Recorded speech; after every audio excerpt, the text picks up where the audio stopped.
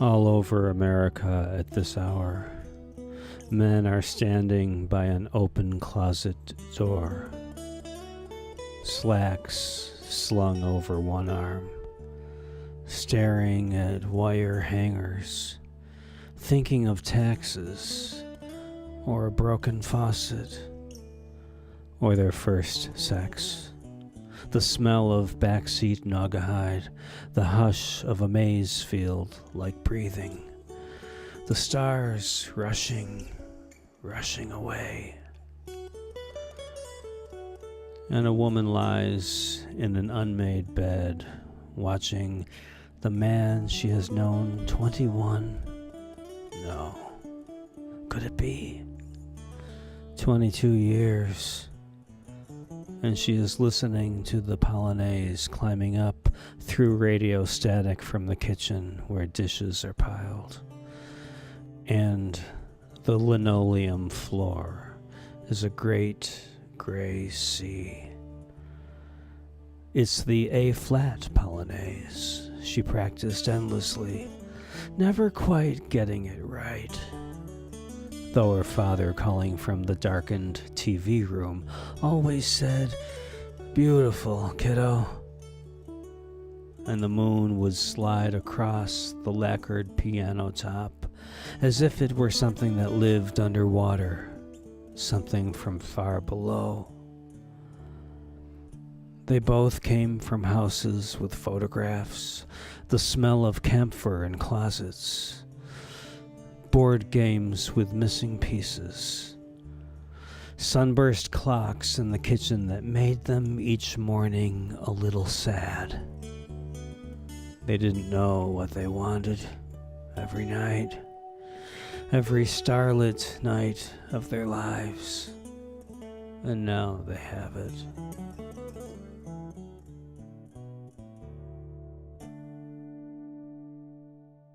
They bring me their broken toasters, chrome dulled and shorted on lumps of grease, twisted mix masters with mangled blades and bent spindles, punch drunk and beaten into an early grave. And I, healer and name brand magician, I must raise them from the dead, prop them up and coax their failed motors into the life signs of hum and whir.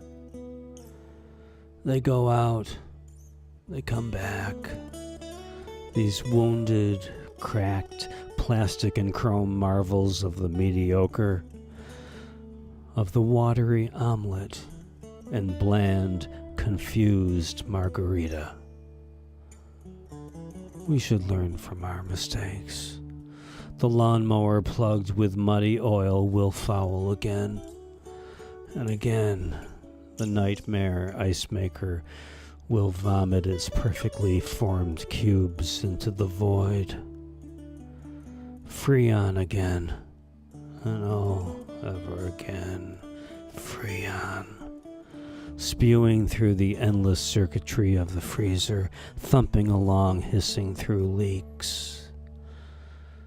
The two girls who lugged in the computerized cappuccino machine, chattering and letting their bright eyes and flashing hands erase the shadows of the shop. How could they have known my limits? The modern and high-tech. The microwave ovens, for instance, with their digital readouts and soft little gongs that puzzled me almost into retirement months ago. "Give it up," my wife said. "You're as obsolete as they are," pointing to the pre-war junk piling up unclaimed.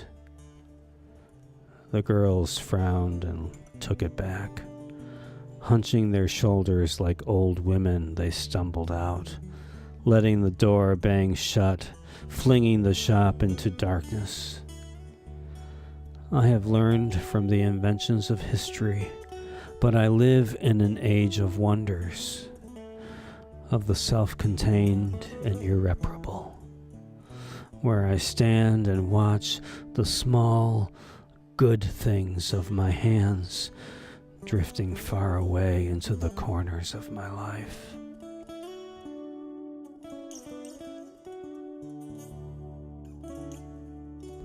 They have come once more, the small ones.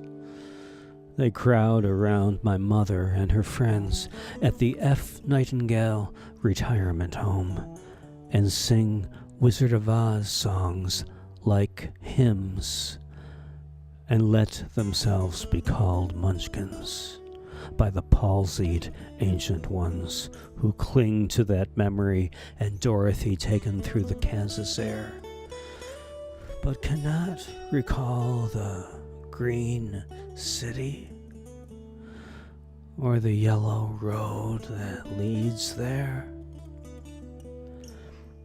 Mrs. Beaudry, who owned the coffee shop, cannot find her hands, and Mr. McIntyre is searching for his long-dead wife and is happy, finally, when she calls. For these, the actors sing their tunes, and for the wheelchair-aged and the ones on metal walkers that clump like awkward giants through the halls. For these, the rayon flowers and the Bible open to a text they cannot read. For these, the trip to Ozland and a photo sent with a letter in which my mother writes, "Some children came today. They seemed so grown and fine and reminded me of you back when." This to a man with neither courage, brain, or heart to find his way back home again.